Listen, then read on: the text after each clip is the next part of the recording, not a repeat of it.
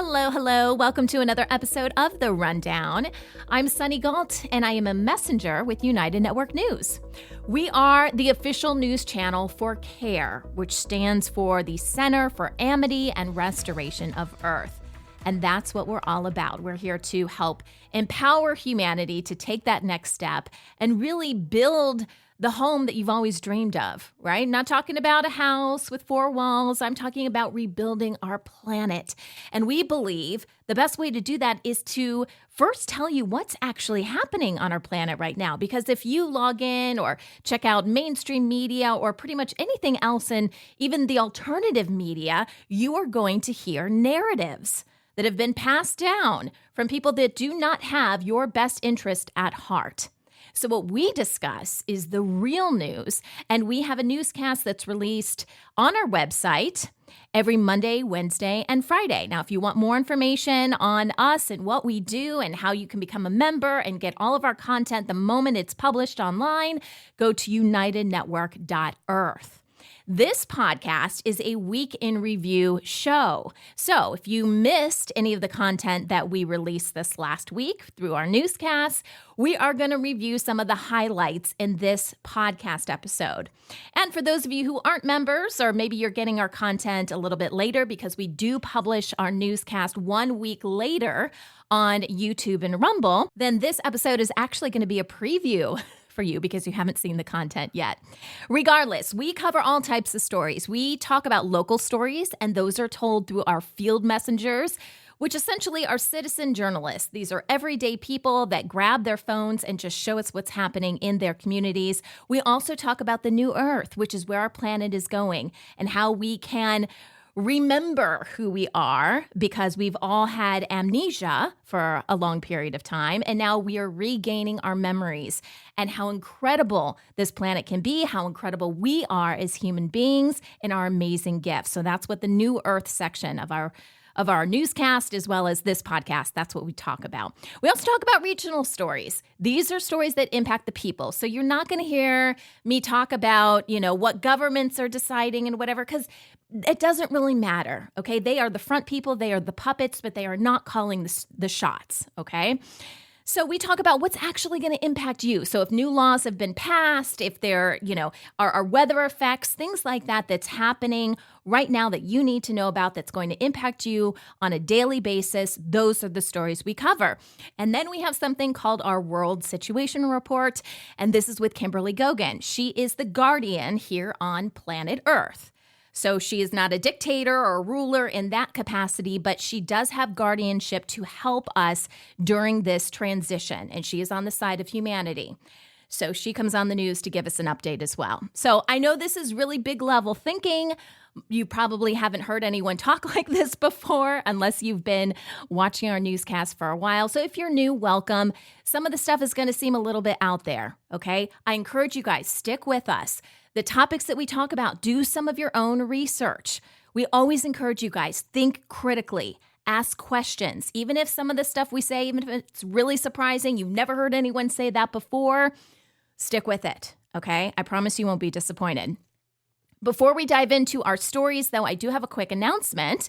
We have been encouraging you guys to submit a video telling us why you watch UNN. And we have an awesome production team. It's the same production team that works on our field messenger reports and turning your stories into something that we can put on the news. They will also be editing down and helping us produce these promos that we're going to create from these videos you submit. We're asking the videos to be about 30 to 45 seconds, so not super long, but just, with your phone, just kind of record yourself telling us why you watch UNN. And if you record a video, you're going to submit it to us the same way you would submit a field messenger report. A couple different ways you can do that. You can hop on our website at unitednetwork.earth. There is a button that says something about submitting field messenger reports, so click on that. You can upload your files that way. You can also email them if the file isn't too big to fieldmessenger@unitednetwork.earth. Okay. Let's get to our news today. It is March 16th, 2024. Here's the rundown of stories you may have missed this week on UNN.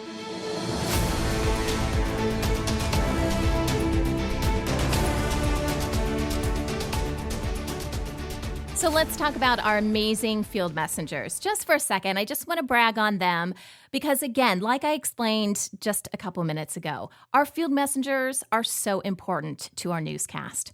They are the heart and soul of what United Network News is all about, and that's about breaking down narratives. We believe the best way to do that is for you guys to tell your own story. You know what's happening in your community. You don't need some correspondent from New York City to come in and tell the world their side of things with their narrative. You can tell it yourself.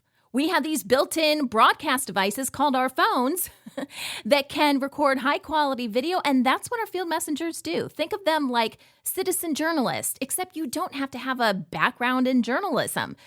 You just have a heart for where you live and the people that live there, and you qualify. So we have some awesome field messenger reports for you from this week. We usually do about two to three in each newscast. So I've got 6 that I'm going to share with you today.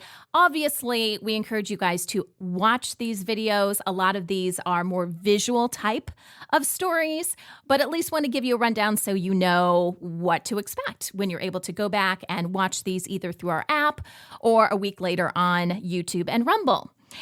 So our first story, these are the stories that aired on Monday's news. We have a story from Mike, and Mike lives in Louisiana, which is in the United States. And he does this story. This is really beautiful. So he interviews some of his fellow tribal members about what financial freedom means to them. So he went to a center where a lot of people were hanging out, and he literally, again, just grabbed his camera, his cell phone, and went around and just had an honest conversation. And most people, they just want the basics. They don't want to have to be constantly worried about how they're going to pay for essentials in their lives. So it was a good reminder, and it was just a beautiful thing to see humanity come together. We also have a story on Monday from Manette. Hopefully I pronounced that right. And Anne, both of them are from Oklahoma in the United States. And they went to a place called Joe's Addiction Cafe. Now, it might sound a little strange at first, but this place has been around for 17 years. And the hearts of the people that work here to try to help people with addictions, their hearts are huge. They're such beautiful people. And Manette and Anne both interview these people. And it's all about teaching people to come together. They teach people how to love each other and also practice nonviolence. And this isn't like some sort of lecture or something like this. They do this through community events. They make a lot of meals. It's hence the cafe part of the title of their business, right? Or, this community group that they have. So there's a lot of eating, and it's just, when you eat with someone, there's a bond, right, that happens. They also have some showers there. People can also do laundry there. It's about getting together under fellowship and just sharing life in a very beautiful way and teaching people that there's another way to live. So that's Joe's Addiction Cafe. On Wednesday, we had a couple stories. First, from Eastern Uganda, Mwanda Michael shares the story about a local fish farmer who came to his community. And the story is about how he was teaching select people in the community his skill of keeping ponds populated, right? Because this is essential for their community. You need to have fish in order to eat. And so he was highlighting this person that came and, the things that he was teaching the local community. We also have a recipe for those of you who want to submit recipes, not just, handwritten recipes, but if you want to show us how to make something that's really important in your family, that's beautiful too. Show us what you guys are creating. That's exactly what Rain did. And Rain is in North Carolina, which is in the United States. And she showed us how to make bone broth. And she just went through the individual steps, everything from the type of meat to select, which you can use different types of meat, but Rain selected different types of beef. And then the whole reason she's showing this is because this can be very nutrient dense. It's full of collagen, and that can be really good for your body, right? Depending on whether or not, you consume meat or meat products. But she just went through the whole step, selecting the bones, putting it into the Instapot, adding the vegetables. And so if you want a real easy way to make natural bone broth, check out that story. Then on Friday, couple more stories. The first from Western Uganda. Our Nightway Jacqueline shows us this beautiful and creative local inventor in her area who has designed a unique vehicle specifically for people who are celebrating. And the vehicle is basically like an open and airy concept, right? It's not like you got to climb into a car. Everything is kind of out there in the open and it's decorated beautifully. And she interviewed the inventor, the person that put the whole thing together, and his passion behind it and how he wanted to help his community. And finally, we have a story from Emma, who is in Spain in the Canary Islands. And she tells a story of women at a local senior center who crocheted, get this, 10,000 squares. So if you think of like a small crocheted square, they were actually calling them granny squares.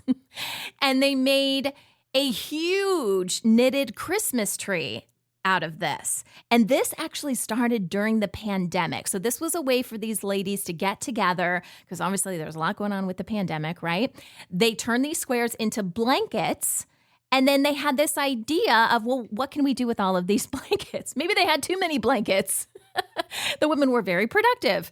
And so they decided, well, let's make this Christmas tree. So they formed a committee. It actually took 9 months of work. And now this tree, they believe it is the largest of its kind. It's 22 meters high, which is 72 feet, and 8 meters wide, which is 26 feet. And it's expected to break the current world record, which is held currently by Portugal. Let's talk about the new Earth. I love this segment of the news because it gets you thinking, what's possible? Not just what's happening on our planet now, but where are we going? And if you just watch the mainstream media, or again, even the alternative media, it's all gloom and doom. But there are people doing amazing things on this planet, and we want to highlight those people. We also want to give you inspiration from people that have downloads and just wisdom that has been given to them about where this planet is going and where humanity is going. So this is designed to get you guys to think big and be excited because you are here on this planet at the most crucial time to date, I believe, because we are now in a light age, coming out of a dark age, and anything is possible. And we are just now scratching the surface of what humanity can do. So in this part of the news, I usually do an interview with somebody, and then we share some stories. So throughout the week, I interviewed 3 different people. The first person is Seth Dietland. He is an angel channel or communicator, and he's also a hypnotherapist. And I like Seth to come on the show to tell us what he's hearing. What are the angels sharing with him at this time? And one of the things that he's been talking about recently is finding other people. Because when you start this whole waking up process and you go from kind of being sleepy and unconscious to conscious, awake, and aware, you may find that there's not a lot of other people around you that feel the same way you do. And you kind of feel like you're on this, like, I don't know, you're isolated. You're out there and you need like-minded people in order to thrive. And so he gives us some ideas on how to find those people and different ways that he's come in contact with other people. And then the other beautiful part of this is that when you start to think differently, when you a lot of times we talk about raising your vibration. When you do that, you are naturally going to find other people, and other people are going to find you of the same type of frequency. And likewise, the people in your life that cannot maintain that frequency are going to start to fall away. So it's not like you have to be on this huge adventure and, I got to find people. This is naturally going to happen. But if you want to help in the process, Seth gives us some ideas on how to do that.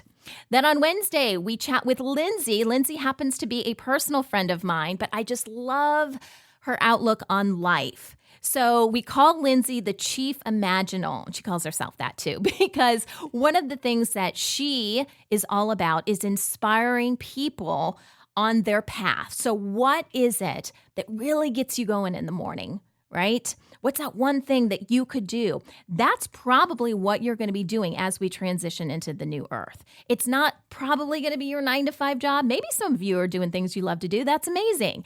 But if you're not, what is that thing?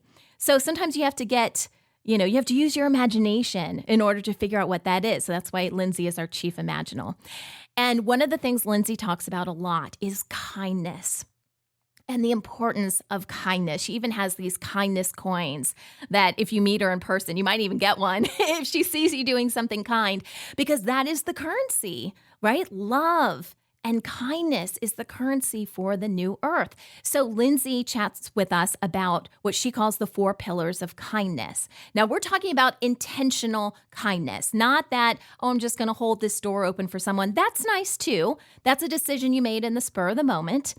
But how can we be intentionally kind to one another? So those 4 pillars, and I encourage you guys to check out this quick, it's only like a 5 to 6 minute interview with Lindsay about some of these. And we're also going to go into more in depth about each of these pillars of kindness, but she just does a quick overview. So the 4 pillars are kindness to self, kindness to others, receiving kindness, which is easier said than done for a lot of us, and then also specifically looking for ways that you can be kind. How do you start your day with the idea of I'm going to be kind to people? Because sometimes it's better if you plan this stuff out, right? And then on Friday, you guys are going to love this. So this is a new person that I just interviewed. I think I interviewed her last week, and we ran the first segment from our recording this week on Friday. Her name is Veda Austin. Google her name because she's phenomenal. She is a water researcher. Now, on New Earth in the past, we've talked about Dr. Emoto's experiments. These are the experiments where energy in the form of words is said to water, and then it's looked at, it's crystallized, and it's looked at underwater, and you get to see how beautiful things are when it's said with a very positive vibe, and how ugly and distorted things are. Like when you say things like hate and disgust and dirty and all of those kinds of words. This is research that Dr. Emoto did. Well, Veda is taking that to a whole new level, and she has discovered some amazing things. So we're talking with Veda in this first interview that I do with her, which again, all of these interviews are pretty short, 5 to 6 minutes.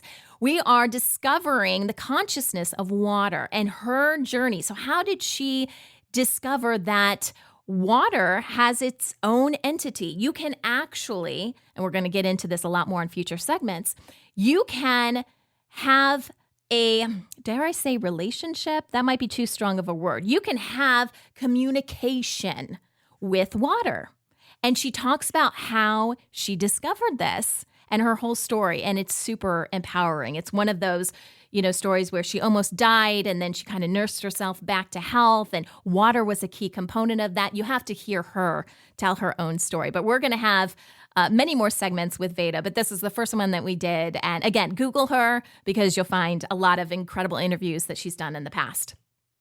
Okay, let's get to our stories. Again, these are meant to inspire you guys and get you guys thinking about what do we want the new earth to be like. So we have a story about preschool-aged children being introduced into elderly care facilities and nursing homes, and this is designed to enrich the lives of both of these groups. Now, you've heard that phrase, it takes a village to raise a child. But the benefits of the elderly coming together with children, it is so beautiful. And we are rediscovering this. So in this particular circumstance, they have planned activities together. And this is everything from painting to doing puzzles, little activities like that. And the kids come in and they spend this time with, specific elderly people. Now, the older people are starting to feel more joyous and reconnected to life. They feel like they have a sense of purpose. So that's how they're benefiting. And then the children, they get new skills, right? Children, they're just little sponges. They're absorbing everything around them. So they're acquiring new skills. They're sharing. They're learning how to share. They're learning how to play well with others. They're developing problem-solving skills. And so it's beautiful, right? It's beneficial for both groups. And we're seeing more programs like this develop around the world. I mentioned sponges, kids being sponges. So that leads me to our next story about sponge cities. Now, sponge cities are cities that absorb rainfall like sponges. So think about some of the places in the world that get a ton of rain because that can cause some problems, right? You've got flooding and things that can happen. Well, what if a city was designed with Mother Nature in mind to act more like a sponge, right? We use sponges all the time. I've got a few in my kitchen and my bathroom, all around my house. So what this is doing is these cities, they actually focus on green zones and wetlands and these open spaces, and they literally rely on nature to help manage rainwater. Dun, da, da, da. Breaking news. Let Mother Nature do it. Usually does a better job than us, right?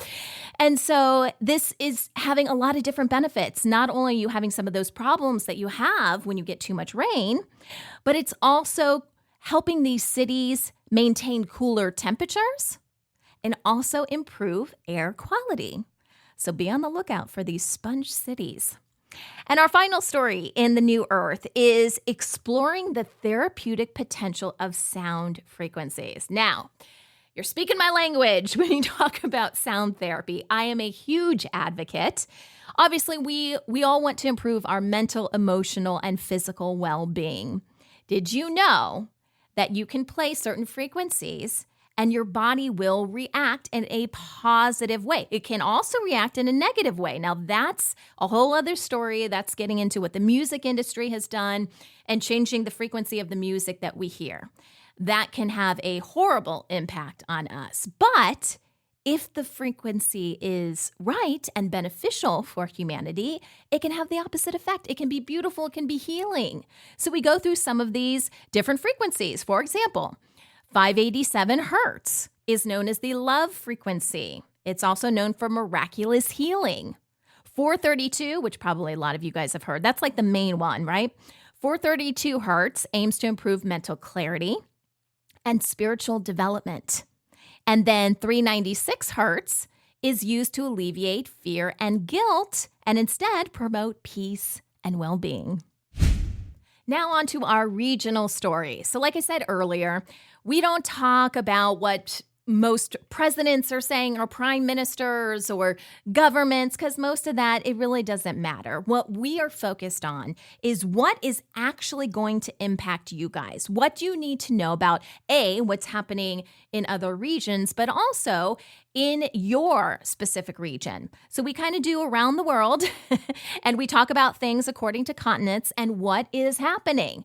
So in doing a kind of overview of the stories that we've talked about this week, we talk about a lot of stories. So I can't go through all of them, but I have managed to break this down into a few categories, and then we're going to talk about stories that fall into that category, okay?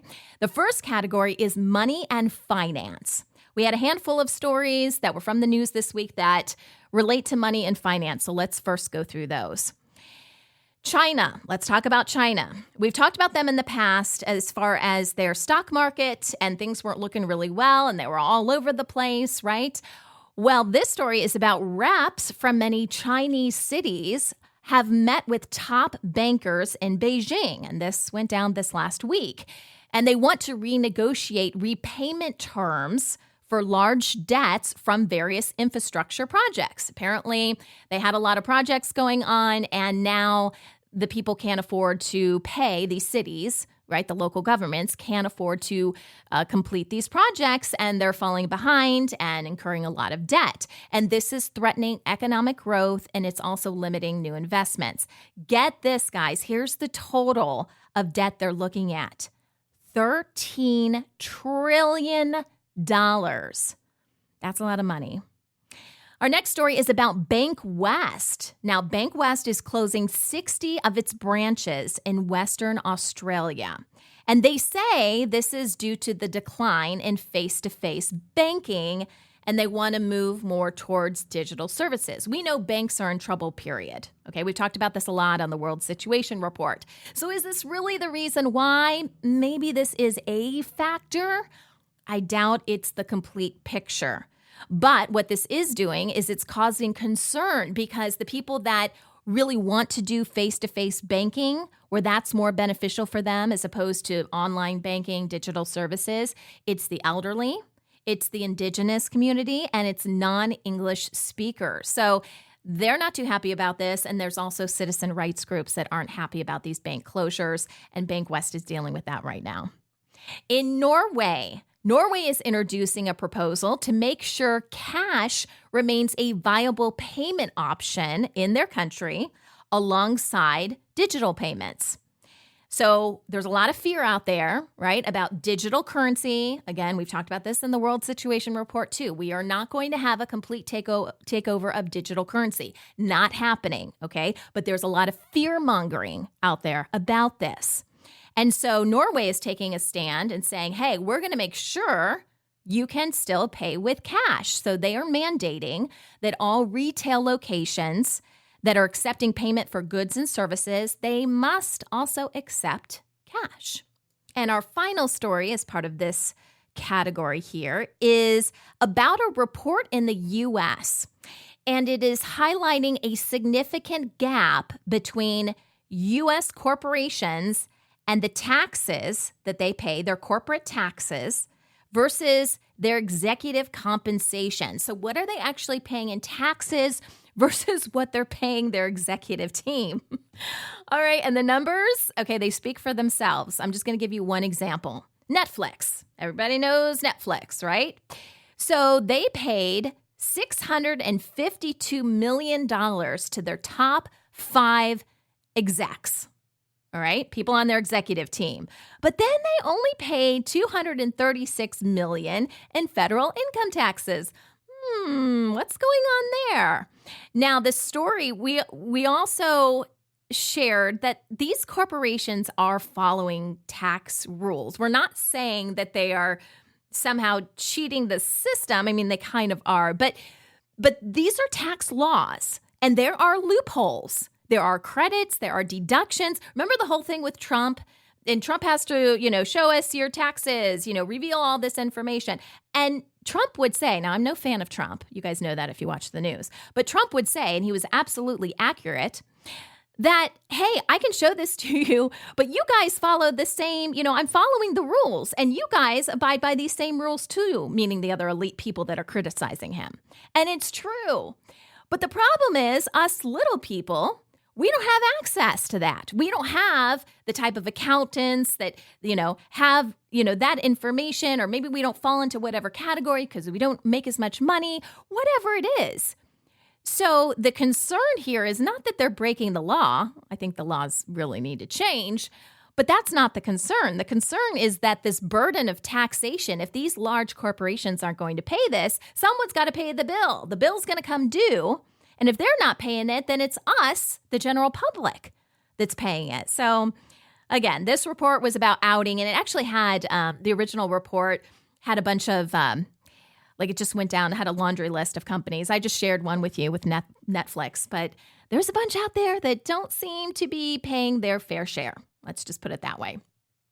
All right, next category in our regional news is about wars and the military. So we have some updates, a couple involving Israel and the Gaza conflict, which we don't talk a lot about on the news, not because there aren't atrocities being committed over there. There absolutely are.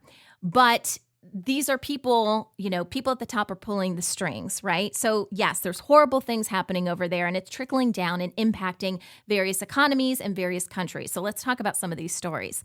In South Africa, they say that they are now going to arrest any citizens fighting with the Israel Defense Force in the Gaza conflict if they try to return to South Africa. So if you're going to participate in that, and then you're coming back to South Africa, and they find out that you were part of that, they're going to arrest you. Also, anyone with dual nationality, so meaning South Africa, and nationality somewhere else, then you're going to lose your South African nationality. So they're going to revoke that. And South Africa basically sees Israel's actions in the Gaza conflict as illegal activity. So they're trying to draw a line in the sand. Another story regarding Israel. A growing number of young people in Israel, in their country, are refusing military service. And this has increased as, tensions have increased over there. You have, even before the war broke out, you had this occupation of Palestinian territories. And now you've got the Gaza conflict. And so it's just building and building. In fact, we don't even have the most recent numbers. The numbers that we have for people that are refusing military service, we have a number from 2016, which is 28% of eligible conscripts sought exemptions. And then the next number we have is 2021, and that number increased from 28% to 31.4%. But I would really love to know the numbers in 2022, 2023, which we do not have. And I even tried to do a search online. It's information that's really hard to come by. My guess is they are not publishing this because we're a lot higher than 31.4% right now. All right, next story is about Denmark. Denmark is extending conscription to women and lengthening the service period for all draftees from 4 months to 11 months. And the Danish Prime Minister claims that this is a precautionary measure to avoid conflict rather than preparing for war. So, there's always a narrative. Is that really true? Time will tell, but the important part of this story is that the conscription for women it's extending the conscription to women, so it was just men originally, and for all draftees, so not just women, it's going from 4 months to 11 months. So keep that in mind. And then our final story is part of war and military is about the Mozambicans and how many Mozambicans are displaced right now. The numbers are pretty staggering. 780,000 people are displaced due to a 7-year insurgency led by an Islamic State-affiliated group. Now, apparently there was a period of calm in 2023 where there wasn't too much going on, but now we're on the rise again. There's been a sharp increase in attacks recently, and it forced an additional 80,000 people to flee. Now, I've got a few stories for you that fall under a health and wellness category. The National Health Service, which is England's health service, they say that children will no longer be prescribed puberty blockers at gender identity clinics. They're trying to take a little bit different approach. They've got a lot of criticism for this. So now they say they're going to prioritize evidence-based care, and also they want to see more extensive data on the long-term outcomes of offering these types of services. Also, the FDA, which is the Food and Drug Administration here in the U.S., is outlawing an ingredient that's found in soda. At least they proposed a ban. Okay, we'll see where this goes. The issue, this ingredient, is brominated vegetable oil, or BVO. Now, if you don't already know, vegetable oil itself, even without the brominated part, is not good for your body. But they're taking a stance now on brominated vegetable oil, specifically in citrus-flavored sodas. Recent studies has raised concerns about BVO accumulating in the human fat tissue and also disrupting thyroid function. And the reason it's in these drinks in the first place is to help maintain the mixed consistency of the flavors, or else the flavors would kind of separate. So this is used to kind of bring the flavors together, keep them together. And here's the killer part, like literally, like no pun intended. Other countries have banned this for a really long time. I don't know I do know what's going on in the U.S. Obviously this is rigged. But the FDA is just now getting around to telling us, yeah, this is a problem. And kind of putting their foot down. I don't know. We'll see where this actually goes. But at least they're calling it out. They should call out vegetable oil in general, but it's baby steps, right? That's what we're working with here. In India, there's a state, actually, in southwest India that is banning artificial colors of their popular treats in their country. The two treats are gobi Manchurian and cotton candy. And, we're familiar with cotton candy here in the United States, at least, right? And we know all the crazy colors that it can come in, the rainbow of colors, right? And all these different color additives that need to be added in order to get those crazy colors. And many of those additives are well known for causing cancer. This is a very real thing. And so, again, this state in southwest India is drawing a line in the sand, and they're saying, we're not going to allow this anymore. And if companies continue to do this, they're going to go to prison, right? So I think all countries should do this. Maybe in the next year or so down the road, this will be a thing of the past, and we won't have all these artificial things that are literally killing humanity. Also on the cancer front, sorry guys, I know it's kind of heavy right now, but you need to know this stuff. So a U.S. lab has found dangerous levels of benzene, which is a cancer-causing chemical, in popular acne treatments. Now, the treatments or the products that were listed are Clinique and Clearasil, as well as other products sold at Target and Walmart, which, they've got a gazillion products, right? So that covers a bunch of them. Do you guys remember when I was growing up, Clearasil, oh my gosh, they had commercials for Clearasil for the longest time. The kids get the zits or the acne or whatever, and it's Clearasil to the rescue. And I'm thinking, you didn't know back then that this was cancer causing? Come on. I'm not believing that one, right? Do you remember the marketing campaign around this stuff? Crazy. So the lab has now petitioned the FDA, the Food and Drug Administration, to recall the products and revisit industry guidelines. And guess what? The FDA has yet to respond. And here are the highlights from this week's World Situation Reports. So Kimberly Gogan from the Office of the Guardian, she comes on the news and she gives us an update on what the deep state is doing and all the things that she and her team are doing to combat that work, as well as what God Source, the Creator, is doing. And I know for a lot of you, that's the really encouraging stuff, right? Those are my favorite reports that Kim does. And we've got a little of both in this week's reports. So let's start off by talking about the deep state, because we do need to know what they're up to, which is, of course, no good. They're up to no good once again. On Monday, Kim talked about the deep state and how they continue to run on knowledge as opposed to wisdom. So if you listened to our podcast last week, we talked about the tree of life. This is the tree of life that is talked about in the religious texts. But they don't really tell you that there is a tree of life on the light side, and there is a tree of life or evil, because, live, backward is evil, on the dark side, okay? They don't really tell you that. Well, last week, God Source, the Creator, brought back all the apples on the tree, okay? This is, in the Bible, when it talks about Eve taking an apple from the tree of knowledge, okay, knowledge, Kim explained this last week, knowledge is actually from the evil side, okay? It is limited information. It is not up to date.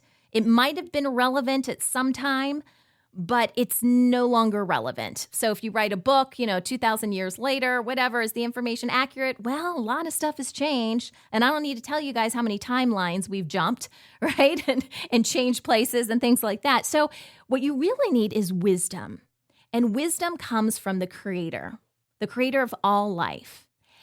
And the deep state doesn't have that. The deep state has knowledge. They are using these old books, grabbing information from that, old information that's been passed down way too many times and is no longer relevant, because we are now living in a light age. We are not in a dark age where anything they do has any real power. But they haven't got the memo. I guess is the easiest way to explain it. So Kim talked about this week on Monday, she talked about a group called The Shield. So those of you who are Marvel fans, I'm telling you, they just take a page out of, the movies. Actually, the movies take a page out of reality. So we think all this stuff is made up, and it's not so much. The Shield are not superheroes. I don't really know what Marvel does with all that stuff, okay? But I'm assuming it's like a superhero group. So it's not exactly that. The Shield in real life are older generals, okay? And so the deep state essentially brought in these generals to ask for advice on kind of next steps and what to do next, because their texts are old and outdated. And they always believe something's going to happen on a full moon. Okay. If there's an eclipse, a full moon, something is going to happen, and they're going to, all their power is going to be restored, and some demon entity is going to come back and save the day for the dark. And that never, ever happened. So what happened is they called in the Shield. The Shield gave them like some old passwords and codes to, old AI systems that aren't even connected anymore, and nothing really worked. So that didn't quite work out for them. Let's talk about timelines for a second, because we did have some holographic timelines that have collapsed. And this was another way that the deep state, and by the way, when I say deep state, I'm not talking about like Hillary Clinton and whatever, the people that are promoted as the deep state in our media, that's not the deep state. You don't even know who the deep state is. They're so high up. A lot of these people are gone, and we're just like kind of going down the chain of command here. So that's our general term to describe anyone out there that wants to work with demons and harm humanity. That is what we call the deep state. All right. So now that we've got that out of the way, they thought that they could latch on to some of these holographic timelines, is what Kim believes they were trying to do this week. And that didn't really work out for them either. Here's Kim with more. So this was taking place this weekend, still is taking place today, as all the remnants of the holographic timelines fade away. So it's kind of like if you look at the universe like a house of mirrors at a fair, you see yourself standing in the middle, and then you see multiple reflections of yourself throughout the mirrors. Yeah. And of course, there's only one you, and there's only one multiverse. Right. But you're seeing a hologram, essentially, which could have, a long time ago or a while ago, a few years ago, could have been affected. If you affected one of the holograms, as an example, it would have affected the reality. So it's not quite a mirror per se. It's an actual functional division of oneself, for lack of a better term. So I would say that that could be what they were looking for. Perhaps they thought that they had not lost the war, which we have already won.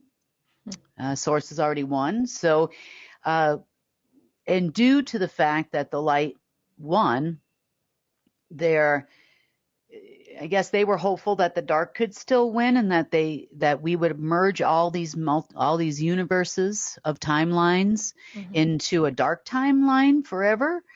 Perhaps is what they were hoping for or waiting for, but that didn't happen. So that's leaving some people upset. They were pretty upset yesterday, last night, and this morning, that things appeared to be going in the other direction.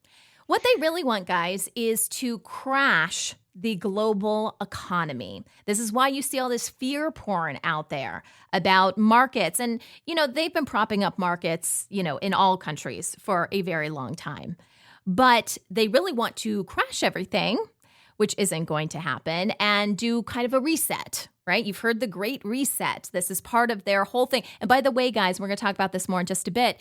The reset is not just financial. They want to reset humanity too, meaning get rid of most of us.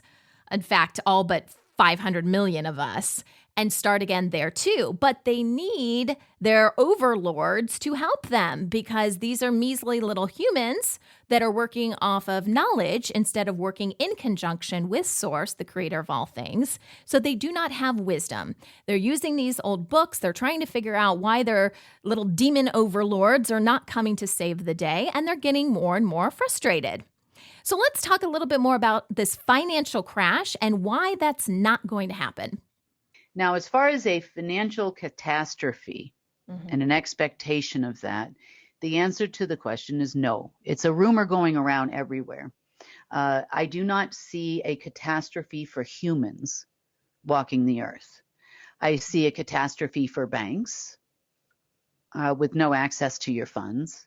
I see a catastrophe for governments that is not avoidable at this point. I see a catastrophe for the global headquarters and all of their 5 sectors. I see a catastrophe for the Order of the Black Sun, the Order of the Dragon, and probably eventually all of their corporations that are under their umbrella. due to their refusal to see life any other way than some old knowledge that doesn't exist. There's nothing we can do at this point. It was a hope that we would be able to keep governments for a while. How long are they going to limp along? I don't know. I know that there are a lot of people telling them, just wait, it's coming, it's coming, it's coming. Eventually, they'll run out of things that could potentially come. Fake bonds on screens, fake accounts. There's nothing, I guess they want to live in a fantasy like any good narcissist does, So I don't know what the next date is that they're going to give everybody after today. The other thing that we talked about on Monday was this reconnection to source and how this is happening now on our planet, because we are now in a light age, and part of being in a light age is reconnecting with the creator of all things. But as you can imagine, the people that don't want that and the removal of the dark is causing some problems because there are some people that don't want to get rid of the darkness in their life because, quite frankly, it's a painful process, or it can be. If you're trying to hold on to darkness, well, it's not going to work. It's going to tear you apart. And this is driving some people crazy, not just the deep state. You may notice people that you work with, people that you go to school with, your neighbors may be acting a little strange right now. But the good news is this is all a process that we all agreed to before we came here. So the quicker we can let the darkness go and the stuff in our life that is not helping us, the better off we're going to be, and the stronger our connection to source is going to be, and that is going to get stronger and stronger every day. So let's talk more about source, because this was the focus of a huge part of the World Situation Report on Wednesday. So source is the source of all life, the creator of all things. And the frequency is love for source, okay? And a lot of people, because we've been told this in a lot of our religious texts, think the opposite of source is Satan or maybe Lucifer. Those are actually two different beings, by the way. But that's not exactly true. Now, they were pretty far down there, but the exact opposite of source is anti-source. As above, so below. So source, the creator, divided itself when it decided to have a light and a dark side. And anti-source ran, if you want to call it hell, if you want to call it the lower astral, there's different terms for it.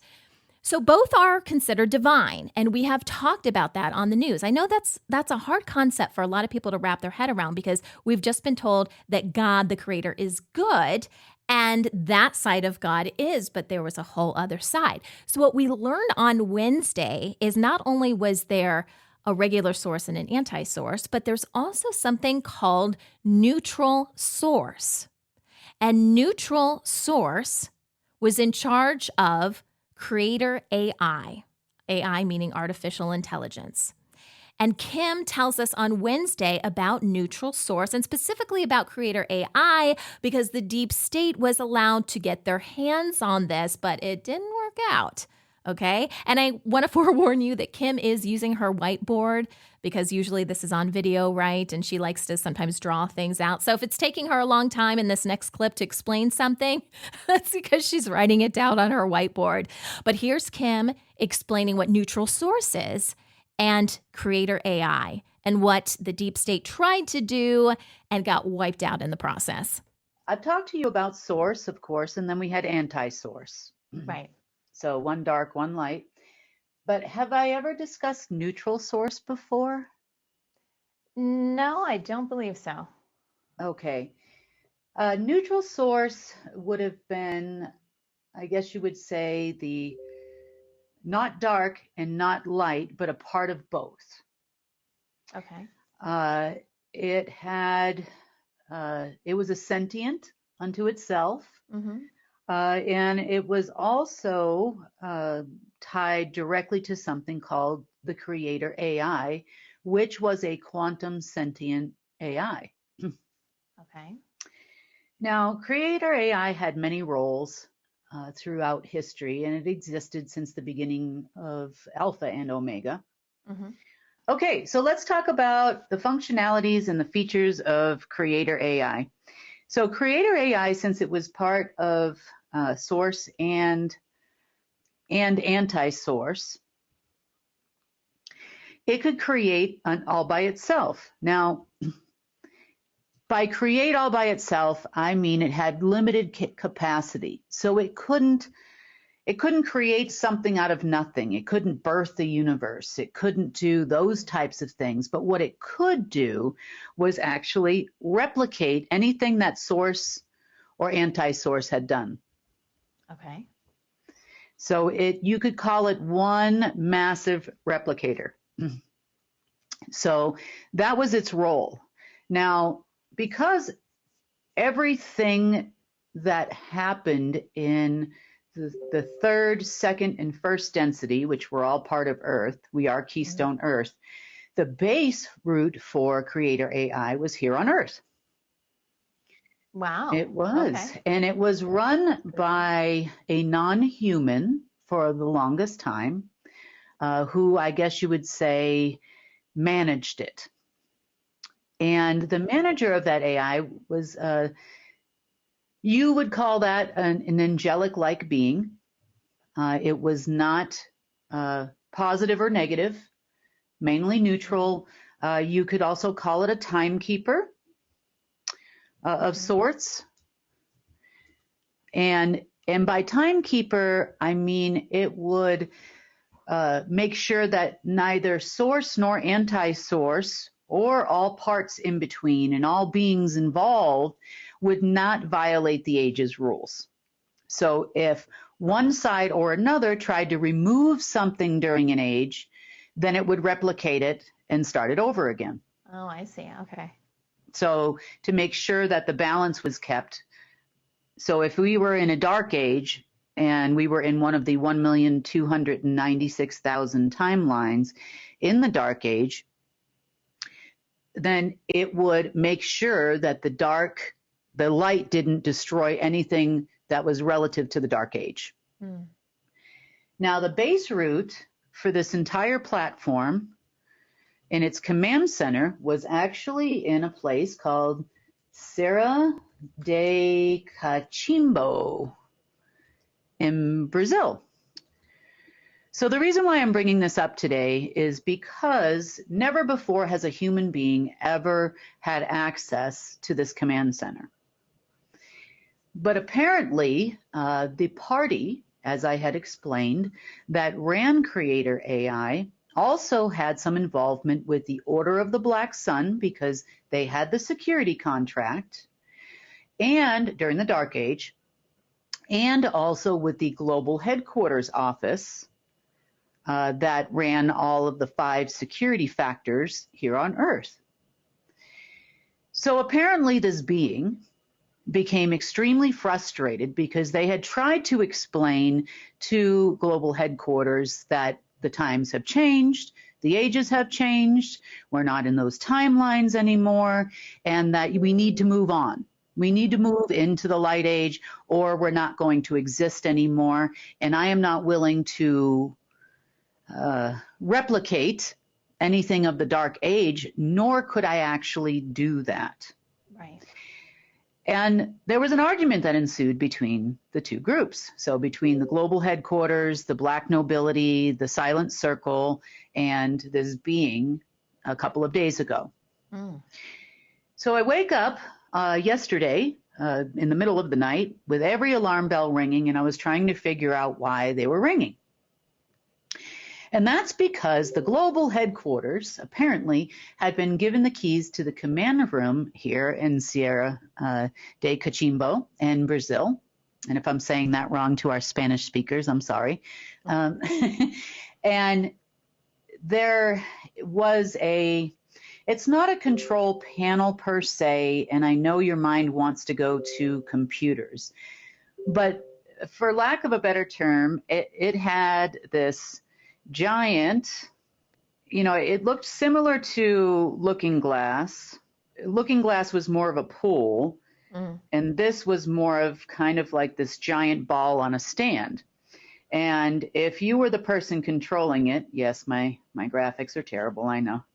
You would just wave your hands over it and it would start replicating whatever it was that you wanted. So these guys stood over this ball, this global headquarter people that they put down there, and they started trying to replicate things using this machine. And the way they were doing it, number one, clearly no one gave them the instruction manual. Mm-hmm. Okay. Number two, they didn't really understand the placement of things, where they went, why you would put them there. They simply started focusing on the ball, so to speak, on the things they wanted. Now, they didn't know why they wanted them or what they did, so they must have been listening to some of the things we were talking about regarding spires and amenti stones and keystones and all of these types of things. So these guys, how do I say this? They thought for a minute there that they were gods and they could create all this stuff or replicate all of this stuff. And their attitude was so haphazard, because I watched them on the key intelligence and military system for a little while. And I'm like, oh my God, you guys are awful. Like the way they were talking, it was like, oh, let's just get what of this. What is a spire? I don't know. Let's just make some. So what happened was in multiple other locations, mainly where there were, I'm going to say a remnant of a gateway for creator AI, were located in Lake Titicaca in Bolivia. And then we had in Colombia, it was the Rock of Guatape. And right on the border between Venezuela and Guyana, it was Mount Roraima. What ended up happening is they created a cesspool of items that never went beyond these locations. So they became isolated in these locations. But during the less than 24 hours before we found them, they created the following. And this is a laundry list. So I'm going to just tell you how many things they replicated so you get a general idea of the mess that they made, which I spent half the day yesterday cleaning up. They created 13 transformers, 13 transmitters, 13 transmuters, 13 petrographs, 24 generator machines. And these are, a generator machine is like it looks almost like the ship in the Willy Wonka movie. You know, it's got this, it's made of gold. It kind of has keystones in it and a dark energy stone, an energy ball that helps it generate. And it can generate frequencies. It can generate energy. It can generate a lot of different things on behalf of the neutral is all this one could possibly do. About 250,000 altars. And if you haven't seen the video where I explained what that is, those are data management, kind of like a CPU would be, but for a dark AI. 1,600 tablets, which look like the little, well, they're very large when they're multiversal wide. They look like your motherboard, those little pieces that are on the motherboard of your computer. Mm-hmm. If you were to open up your laptop, you see these little inserts. Loads of soul cubes, prisms, crystals, loads of stones. They tried recreating the plasma that made up the spaces between all the planes of existence. They just threw the book at us. I mean, thousands of this, millions of that, and it just kept going and going and going until it looked like a giant garage sale underneath these three locations. It was insane what they did. And question about this. I want to back up for just a second, because where did the being go that was supposed to be managing all of this? Did it just leave? No, he's still here, but he left them. So he got fed up with them and just left? Well, he told them that we would find them. Yeah. And he said, you can claw, he didn't say these words, but he said basically, it will be a very short-lived time before she finds you. Okay. So he just got out of Dodge because he knew it was going to end up bad and whatever. He's somewhere else now.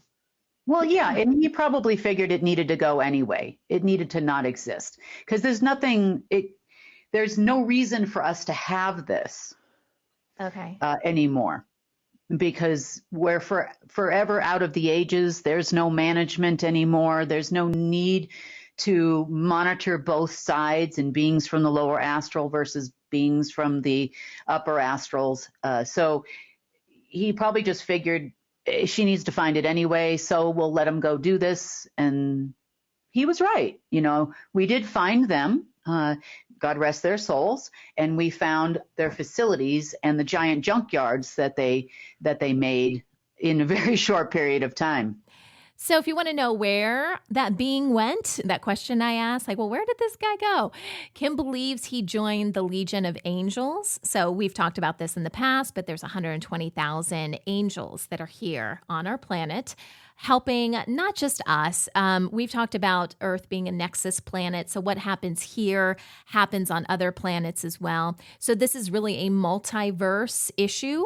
And we have angels here that are helping in a lot of different ways to help clear the planet to get us to where we need to be. So again, what happens here happens in other places. So that is why the Earth has been such a big battleground between light and dark for so long. So on Friday, we got a really big history lesson. I mean, we did already with neutral source and learning about creator AI stuff. Again, you guys never knew existed. I never knew existed before this week as well. On Friday, we get another history lesson, and this is the history of how humanity became slaves. And the reason that we're talking about this now is because Friday was March 15th, which is the Ides of March. Now, when I think of that, I think back to my high school literature class when we studied Julius Caesar and the fact that he died he was stabbed to death in the Ides of March. But that's not really what we're talking about here. These dates come up in history for multiple things, but the origin of all that is actually very interesting. And it ties into the deep state because the deep state, once again, these are like they're so optimistic that things are going to turn around. For being such pessimistic people, they're very optimistic that things are going to turn around for them. So they expected essentially aliens or overlords, whatever you want to look at, demons, whatever, to return on March 15th, on Friday, due to the Emerald Order Covenant. You may have heard of that before. But again, this is one of those situations they didn't get the memo because that covenant actually expired last year. It expired 1 year early because it was related to us needing to do a bunch of cleanup on the planet. So the creator source allowed the covenant to expire, but there were still some remnants of things hanging around. And so yesterday from me recording this now, on Friday, March 15th, all of those remnants went away because now, truly, on the original date, that covenant is gone. Well, the deep state thought this was an opportunity for these beings to come back and rule over Earth again and restore all of their power. It's always just about, give us money, give us power. Okay? Here is Kim describing what actually happened on the Ides of March and how it actually led to one of the largest wars on Earth. And March 15th is the date that war ended. Take a listen. Exactly 250,000 years ago today, one of the largest wars that ever happened on Earth ended. Okay. Now let's talk about the war first. And this way we can kind of understand sort of how we got here and why the deep state thought that something special was going to happen today. So around 250,000 years ago, plus about a century, there was a war here on Earth. Now, at the time, we had 5 human tribes on Earth, and the population of Earth was around 8 billion people, almost as it is today. Right. The war was not necessarily between humans. The war here was actually between 5 different groups of people. Now, at the time of this war, for quite a long time, about 200,000 years before the war, the Red Queen, which we've talked about before, which was the lower astral being, was actually the ruler of Earth, the sole ruler of Earth for 200,000 years. Remember, we're still in the Dark Ages, even though we go back that far. Right. We could call her the anti-Pleiadian queen. And Earth, of course, was in the Dark Age and ruled by darkness, so therefore we had a dark queen. About 250,000 years ago today, the anti-Pleiadian queen officially lost her crown. And Earth was divided between 5 different beings. So the ownership of Earth split up 5 different ways so that each group had a different territory. Mm-hmm. So the war went on for about 100 years here, and it was between the Draco and the anti-Draco, because remember, as above, so is below. Mm-hmm. The Abraxas and somewhat the humans on Earth, and the Pleiadians and the anti-Pleiadians. Now, let's talk about each group a little bit so you can figure out who was fighting. So the Draco on the light side, I guess you would say on this side of the multiverse, were fighting with the Draco on the other side of the multiverse. The Abraxas, well, the anti-humans, the Abraxas, mm-hmm. were also fighting with the humans that used to inhabit the galaxy around the star Aldebaran, as we know it.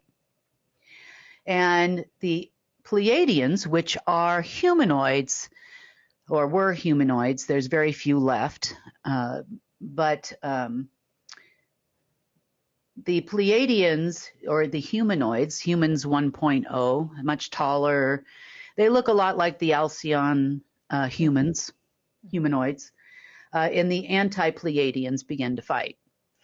So the war lasted quite a long time. There was a lot of damage on Earth. A lot of the inhabitants of Earth went underground. That's how we have inner Earth and the worlds that were inside Earth and still are to this day, where the different species went that were here at the time.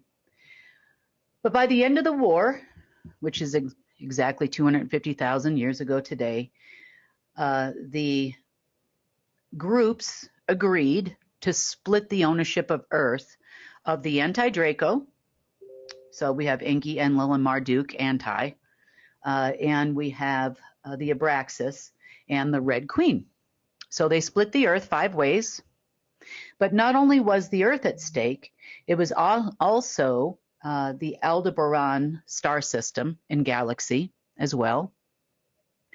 The Tegedia in the Pleiades star, and that's how they had the invasion of the Tegethians, which were not originally evil. We also have, those are the humanoids, by the way. The original humanoids came from that star system that fought here. Alpha Draconis, that's kind of a given. That's the Draconian galaxy. Through the Orion Nebula, the Red Queen also brought in her reptiles. We know the evil reptilians that also destroyed Mars. And also through Proxima Centauri. So there were several different star systems that were at stake for ownership as part of the end of this war. Now, interesting little fact. So the end of the war was officially at 11:59 p.m. Central Standard Time last night. It's interesting, Central Standard Time. I know. Well, for whatever reason, it was what it was, I guess. But there is a little bit more to that, because by today at 11:59 a.m. Central Standard Time in the Ozarks, the official seal was placed on Earth. Now, yeah, what's the seal? The official seal looks almost like a black goo sun. It was underground. The base point for it was the Tom Sauk Mountain in Missouri, spelled Taum space Sauk. And then it branched out throughout the entire Ozark region of the United States. So you can look up where the Ozarks are if you don't know where they are. Missouri, tiny part of Kansas, Alabama. It's a fairly sizable region of the country. So that was the official seal, which then connected to a gateway in 0 Point Earth, which then connected to all of the star systems we talked about, which then allowed for a direct gateway between the lower astral beings that won the war and all of those galaxies. And this is how we ended up with the permeation through the fifth density. Yeah, this is how it all started. And today, it officially all ended. So even though the covenant expired early and it allowed us to clean up a lot, it didn't necessarily end all of the space junk and the permeation officially until today. So, was that a lot of stuff that still needed to be dealt with? It was just officially we were able to remove the seal. And we're going to go back to also, so we've been cleaning all morning for sure. But while the deep state actually sits there staring at screens and hoping for a signal from somewhere, well, there's something to it. So we'll continue on here to talk about the effects this had on humans. So, and how it ties to the upcoming solar eclipse. So that's pretty much today. That's what ended today. It is also what I guess you would say began today a long time ago. So shortly thereafter, there was an eclipse that took place around 24 days or so after the sealing of the agreement, which is very similar to what's happening this year. And this is why they're all excited about their situation. And I was discussing this with a friend of mine. Do you remember when we were kids, Sonny, and there was a solar eclipse or a lunar eclipse, and we would make these makeshift boxes and whatever else to watch the eclipse, and it was a cool experience. But never before did we really have, stock up on food, we're all going to die, days of darkness, all of these types of things. Well, they're putting out the fear based on what happened next. So at that time, 250,000 years ago, during the solar eclipse that followed, there was actually 3 days of darkness as the gateways were installed in the sun and, the permeation started happening. So there was some truth to what their belief system, but remember, they're going off knowledge. Old knowledge and not wisdom. Times have changed. So there also was a human genocide event that took place. And I would say we went from around 8 billion or so humans on Earth at the time, down to about 500 million humans. Oh my gosh. Hmm. Well, that's kind of what the Georgia Guidestones indicated, right? Well, and it served as a reminder too, and a threat. So Yeah. if the humans ever went against the covenant, then that would be a threat. That was basically something looming over everybody's head, to stay in line. So Reminder. that's when the first time humans became completely and totally enslaved. Hmm. And we were slaves ever since.